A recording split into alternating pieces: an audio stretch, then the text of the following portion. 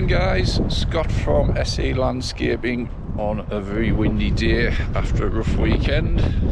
I worked Saturday, which will probably come up on a previous video if these come out in order, because Saturday was nice, but that was the day in between, because Friday was shocking and Sunday was shocking. So back at the job today with some new equipment, and the task in hand, if I spin you around, is this Conifer hedge. Just a straightforward trim. It's about 8 foot tall, and this is just a once a year. And the reason this Conifer hedge is in here is because it protects the bowling green, which is looking a bit sorry for itself. It is ready for a start-up feed before long, so we've got someone coming in to do a little bit of work on there, getting it ready for the season. So equipment wise today, we have our 8 foot Hendons,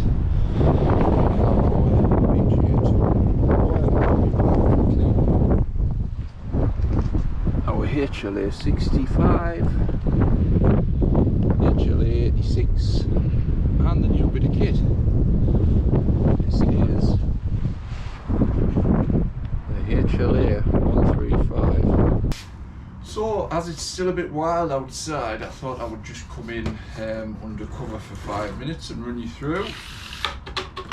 So,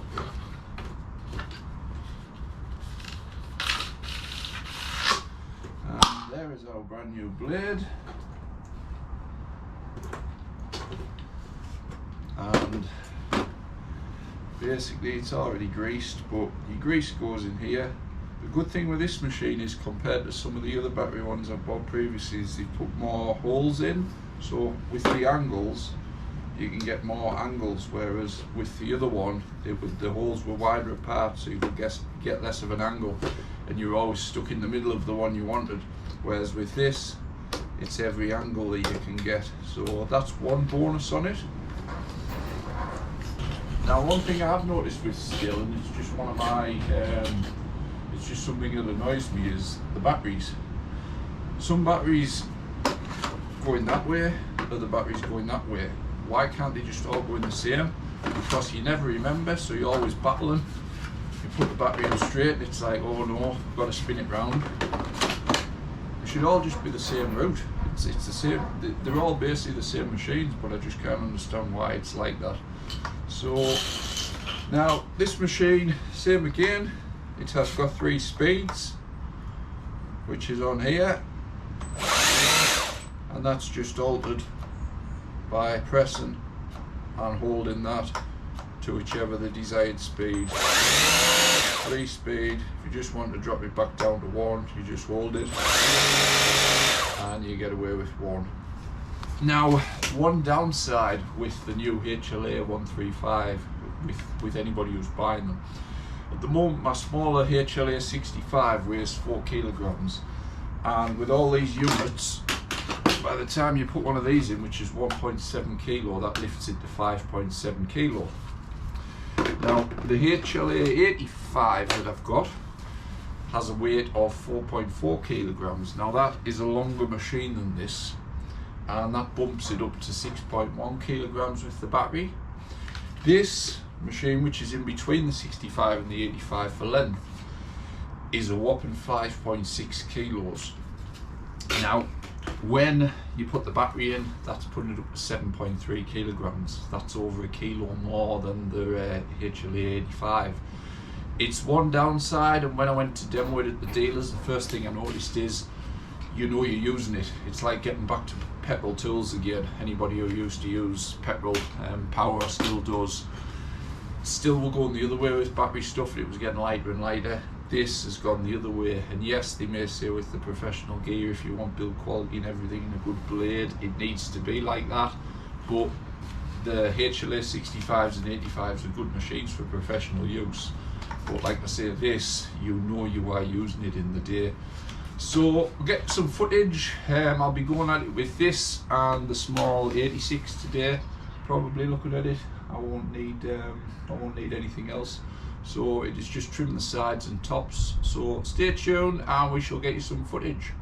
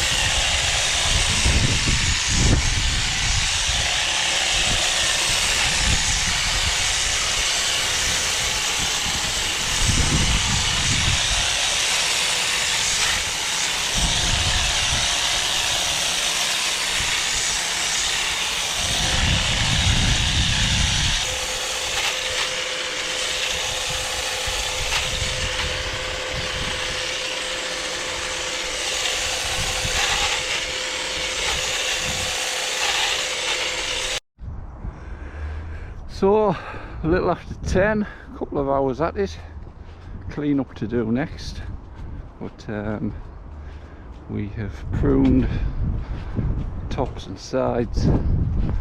This was reduced a couple of years ago, so you can see up and down there's a few little gaps, but they will come back over time. It just takes a while once you reduce something to get it back to where it needs to be, that's all. So let's get some cleaning up done.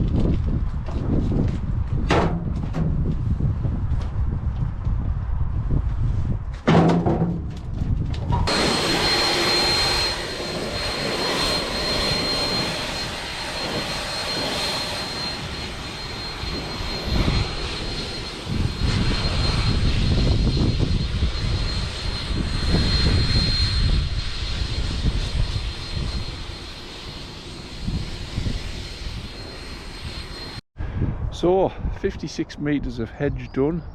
The problem with this hedge is there's two different types. You've got a bit of tight hedge, and you've got the bit in the middle there which is just sticking out slightly, and it's a different type of conifer that doesn't, you can't get it tight like you can at that end. Even training it, it's like there, it doesn't thicken up as well, which is a shame. Obviously they'll have probably been bought all as the same conifer, but a lot of the time you're buying conifers and people don't know what you're buying. People sell you dwarf conifers that end up at 60 foot. So anyway, 12 o'clock. Anyway, moving on. Cleaned up, job done. Only job left to do now is just to turn these beds over again where we've been stood and pick the odd last little bit out. Spin you around, and that's it.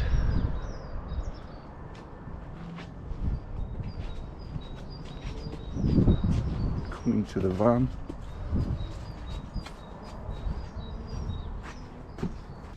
So 12 o'clock guys, half a day in there, 4 hours this morning, which isn't bad going on my own. The hedge was 56 metres in length, and 56 metres in length, and you saw at the end there how much rubbish, sort of a level tipper, a quarter of a level tipper load. Coming back to the Hedge Hla135, which is what the video was mainly about. What do I think of it? I think it's a good machine, but you know you're using it. The downside is, in the book, this battery here, which is an AP300S, which I've been using with it, in the book they advise that you can get up to 90 minutes out of one of these batteries with it. That's probably on number 1, which is the low cutting speed. If you use it like I did there on high cutting speed number 3 all the way through that job, because conifers they like you to cut them sort of higher speed, whereas privet and things you can get away with a lower speed. But when they're that fine like conifers, that's the best option. I would say that battery is near a sort of 40-45 minutes. So to give you an idea, if you're using the 135 and you're using these 300 batteries and you're using it all day on high speed, you're going to need to carry a lot of batteries. So that gives you a rough idea. If, like I say, if you're using it on a slower speed, you're gonna get a morning, you're gonna need 2 batteries. If you're using it on a higher speed in morning, you could need up to 3, possibly 4, depending on how much you do the work. If you're constantly cutting and you have someone cleaning up, then you're probably going to need 4 of these batteries. So any questions on it, guys? I know everybody's eager to get hold of one of these machines since people have seen them. This might put them off with the battery. Like I say, the 86s and everything like that, you get more runtime out of them. This is sort of a better, more pro machine, but with that comes the downside with the batteries. So hope you enjoyed the video, guys. Any questions, any comments, drop them below, and we will see you on the next one.